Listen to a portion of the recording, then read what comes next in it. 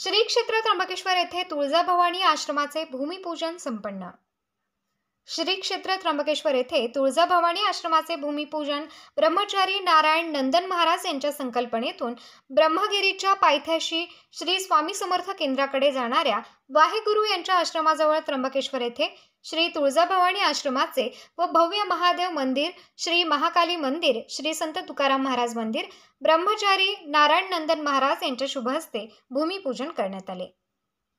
तसेच त्र्यंबकेश्वर येथे दर्शनासाठी येणाऱ्या भाविकांसाठी भव्य आश्रमाचे सहजागिरी महाराज व पिनाकेश्वर महाराज यांच्या हस्ते कुदळी मारून पूजा करण्यात आली।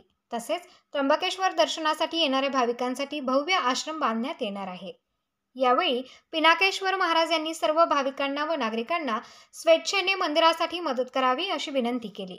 या कार्यक्रमासाठी सहजानंद महाराज, पिनाकेश्वर गिरी महाराज, ब्रह्मचारी नारायण नंदन महाराज, चिमाजी अनार्थे, शुभम माल पाठक, जनार्दन जाधव, जनाबाई जाधव, शिवाजी पगार, राम जोशी गुरुजी, मोहन थोरात, किसन जीवरंग, दशरथ पोरजे पाटील, तुकाराम सोमासे, मशिंद्र सोमासे, जनार्दन सोमासे, श्रावण कडाळे, अमोल तोत्रे, बाळासाहेब गाडे, विजय आहेर, नारायण चव्हाण, संजय खैरनार, भाऊसाहेब पवार, बारकू मगर, बापूराव कोलते, सीताराम जाधव, त्र्यंबकेश्वर खंबाटे, तेजराव खमाटे, पुंडलिक गाडेकर, कैलास खरजुले, एकनाथ रहाणे, बाळासाहेब फोपसे आदी भाविक उपस्थित होते।